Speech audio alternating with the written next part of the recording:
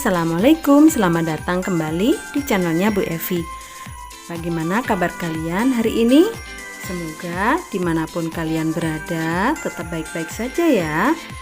Pada kesempatan kali ini kita akan belajar kembali tema 6 subtema 2 pada pembelajaran yang ke-6. Kita akan belajar tentang perubahan energi, lama waktu kegiatan, serta kewajiban dan hak terkait energi. Namun sebelum belajar jangan lupa kita berdoa dulu agar apa yang kita upayakan hari ini dapat bermanfaat.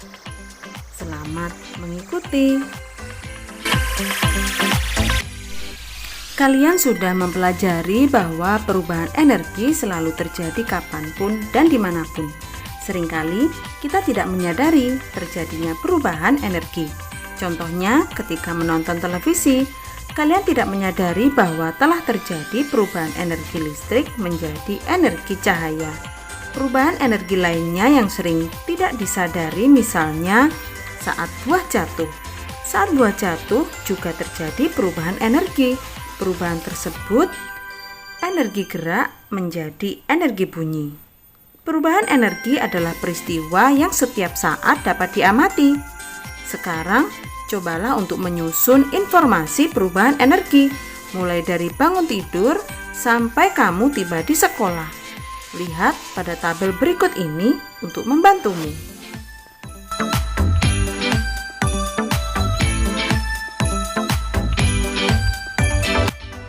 Apakah kamu mempunyai radio di rumah?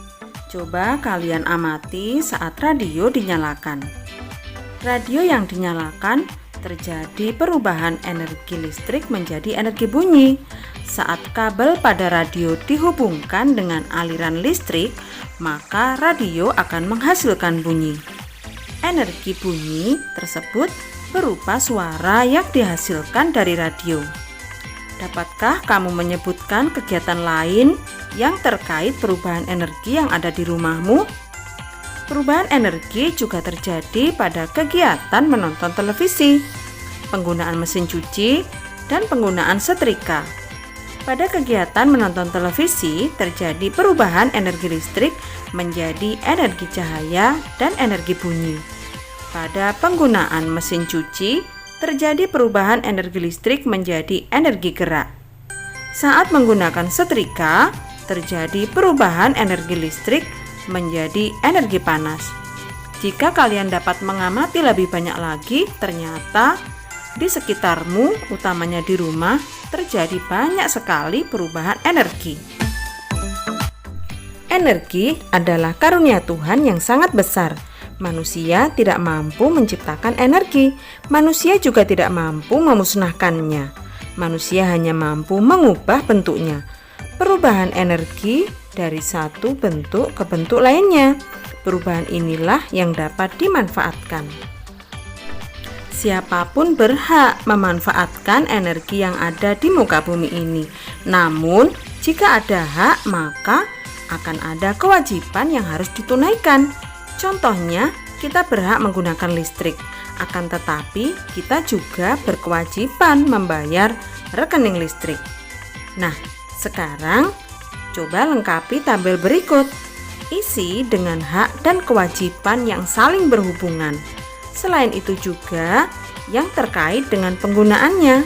Kerjakan di buku tugasmu ya. Coba amati tabel ini. Perhatikan hak yang tertulis di sini. Mendapatkan makanan dan minuman untuk memperoleh energi. Maka kewajibannya adalah menghabiskan makanan yang sudah diambil atau diberikan. Bagaimana dengan yang lain? Adakah hak yang kamu peroleh di rumah? Misalnya, saat kamu menonton televisi, kamu mendapatkan hak untuk menikmati siaran televisi. Apa kewajibannya?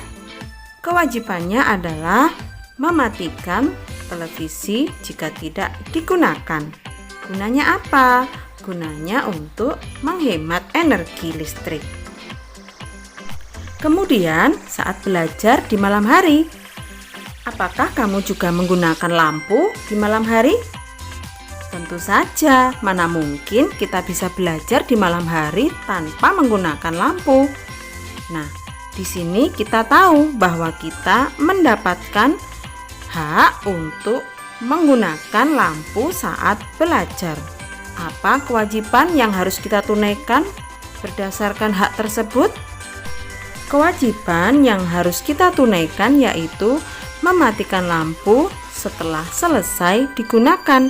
Tujuannya untuk menghemat atau memperkecil tagihan rekening listrik. Adakah hak yang lain yang dapat kalian temukan di rumah? Ada. Misalnya saat menggunakan kompor gas. Kita berhak menggunakan kompor gas saat memasak. Namun, ada kewajiban terkait penggunaan kompor gas. Apa kewajibannya? Ya, kewajibannya yaitu mematikan kompor gas selesai digunakan. Tujuannya adalah untuk menghemat penggunaan gas LPG. Masihkah kalian ingat tentang beberapa satuan waktu yang sudah dipelajari sejak dari pembelajaran pertama? Coba pelajari kembali ya tentang bagaimana cara membandingkan lamanya suatu kejadian dengan kejadian lainnya dalam satuan waktu tertentu. Lama dan besarnya penggunaan energi listrik mempengaruhi besarnya biaya yang harus dibayar. Tentukan lama penggunaan alat-alat listrik pada tabel berikut ini. Kemudian, bandingkan penggunaan alat-alat tersebut dari yang paling lama sampai yang paling besar biaya listriknya. Untuk soal yang pertama, hari Minggu ibu menyalakan mesin air dari pukul 4:30 sampai dengan pukul 5 atau pukul 4:30 sampai pukul 5. Pada hari Senin ibu menyalakan mesin air dari pukul 6 sampai dengan pukul 6:45. Nah, pada hari apakah ibu lebih lama menyalakan mesin air? Untuk soal yang kedua, ketika pulang sekolah, Fahmi duduk beristirahat sambil membaca buku cerita.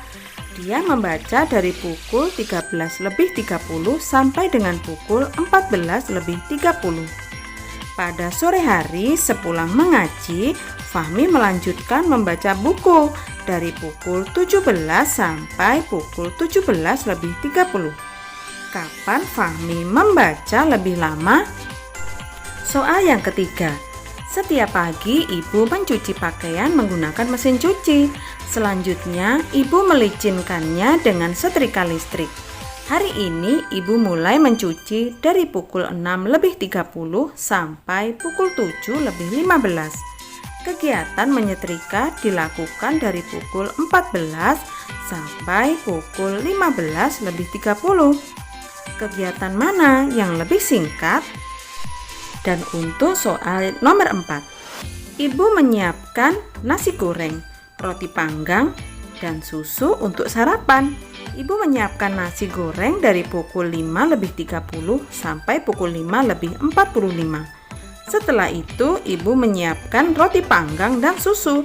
Pukul 5:55, sarapan sudah siap di meja. Mana yang lebih lama dilakukan ibu? Menyiapkan nasi goreng atau menyiapkan roti panggang dan susu? Nah, cobalah kerjakan di buku tugasmu ya. Jangan lupa tuliskan caranya. Nah, demikianlah pembelajaran kita kali ini. Semoga apa yang kalian pelajari dapat bermanfaat. Tetap semangat belajar ya, dan jangan lupa selalu jaga kesehatan kalian. Terima kasih. Kita bertemu pada pembelajaran berikutnya. Wassalamualaikum.